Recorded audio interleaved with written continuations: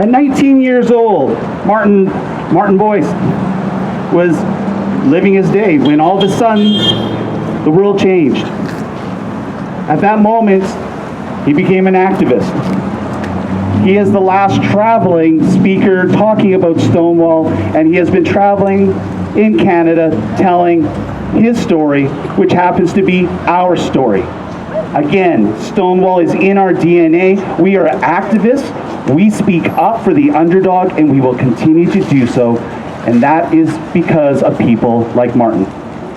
Everyone, please put your hands together for Martin Boyce.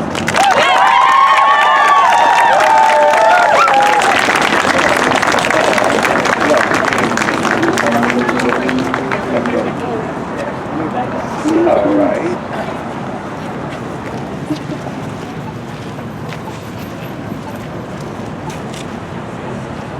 So let me just say to you that Stonewall was not just about, right?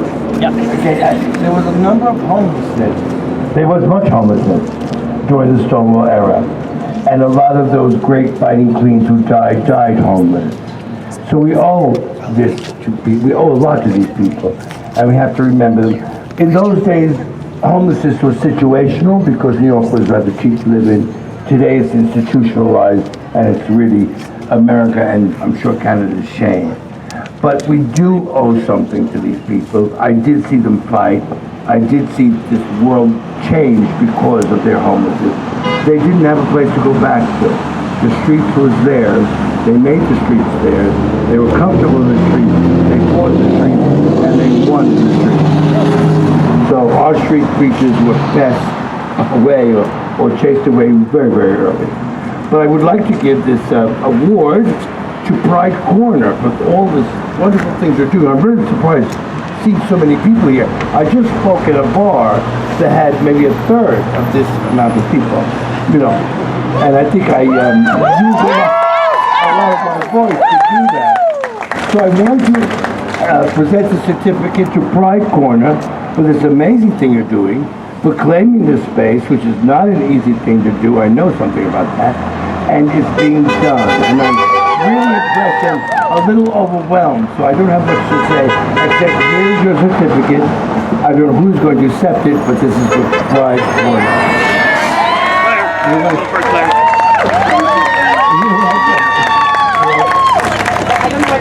Oh, yeah. Everyone have a wonderful summer. Oh, the jukebox story. Okay. Stonewall was famous for its jukebox. And the jukebox was controlled by the African American queen because they could, and it was a great jukebox. They could stand in front of it and they could vogue. There wasn't a name for it then, and they were all voguing. And this was very important. It was sort of similar at the time when someone controlled the phones in a jail, at Rikers Island jail. The queens controlled the jukebox. They needed to control it. They put on a show. They were starting a new culture of voguing, and it was wonderful. And I was proud to say, I am proud to say, that it was very much accepted by everybody at Stonewall, which was something. It was quite a bar and very hard to get a reputation. So I always played very good music. Stax Records was coming out. I had a lot of black and Latin friends, and they turned me on to this great music. So the Queens were very happy to have me come and play a song. They knew they were going to vogue, and we could all count on Martin. Well, one day, my friend was leaving, and I felt very, very alone. And I got up to the jukebox, and I played I'm Leaving on a Jet Plane by Peter, Paul, and Mary. Well, this was very white bread. And those queens were very upset. And I never got back to the jukebox again. They just blocked me. That was like those terrible things. People would just give me dirty looks on the street. My father was a very, very intelligent guy. He was a cab driver. I had his cab for 30 years. And when I was really in a pinch, I would ask Dad, what can I do? I said, Dad, you know, the black queens won't let me in the box anymore. And he said, oh, well, you know what? I'll increase your allowance, and you buy these queens 1 or 2 drinks, and eventually they're going to let you back. He did. I did. Some of these queens I did not like, and I didn't want to share small talk with. but I had to. And I bought all these queens, not one, 2 drinks, they milked me. You know, they milked me. And it turned out that one day, they all put their hands on their hips and they duck-faced me. And they said, girl, take a try. So I had my quarter ready. I went to the jukebox. They were looking at me. The whole bar stopped. I put the quarter in. I played E9. Aretha Franklin's Respect. I was shocked.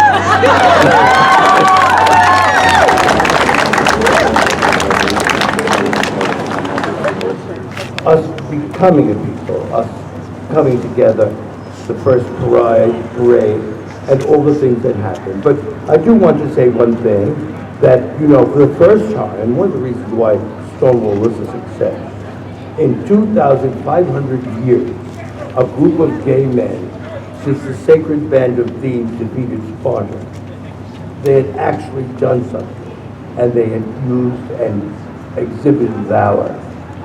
And that convinced my father and many, many other testosteronic men. And they were the patriarchy, they were the police, they controlled everything. That maybe they should rethink their position. So the great wall of testosterone and prejudice started to crack because we displayed this balance. Not as individuals like Ellen did, with a great history of that, but as a group, as Stonewall people.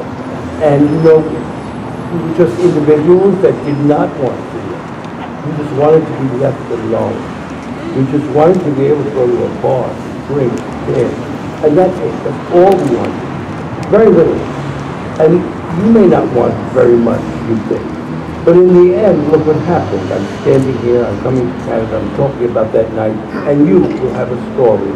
Because this may seem a small thing, it's not. Believe me, let us see what this developing do, and I'm sure it's something we're all will be proud of. And remember, I was there physically at Stonewall, but we are all of us, Stonewall members, all of us. Thank you very much.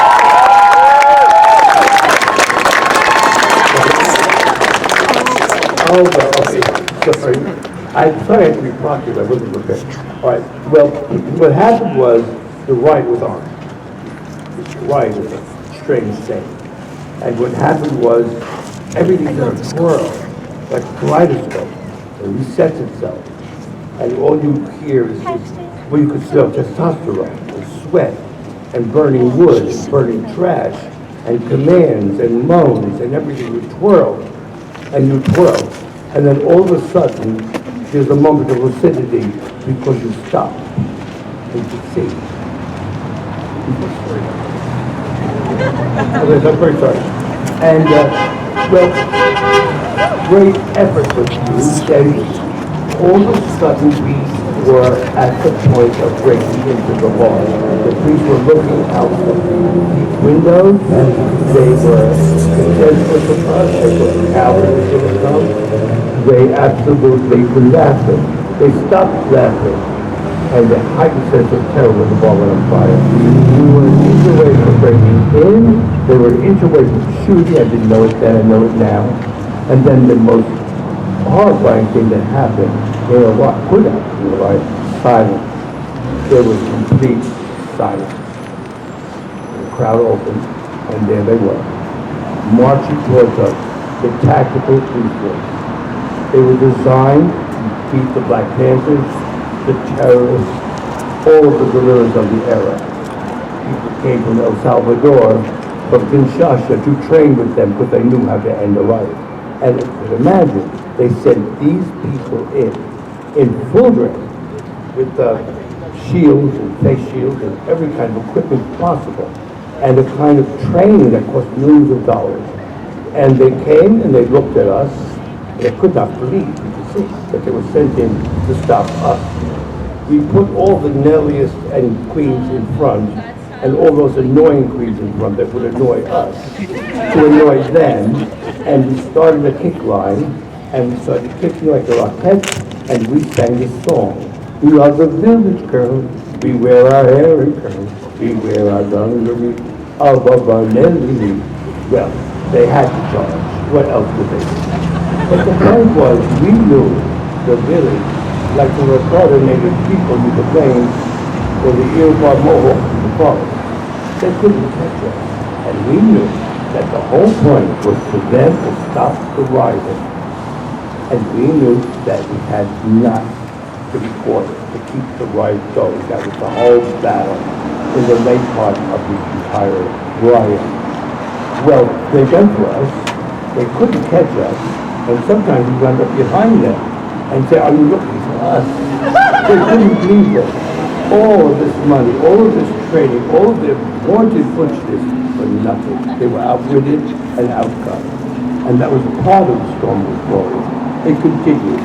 It was very, very funny, and it wasn't. It was sad and it was happy. But it was a release. The release of all the people we knew that we never talked about, that was in our heads, that had been lobotomized, or beaten, or crippled, or ruined, or psychologically destroyed. They all came into our head. And every kind of gay person, and we didn't like each other in those days. We were not a people. The A-gays, who had great jobs and wore suits, the scared drags that looked like Boyce George, the drag queens, everyone thought that this was the night. This had to be done. This was worth fighting for. For no reason then the time had come. And today we have the memory of Stonewall. Thank you.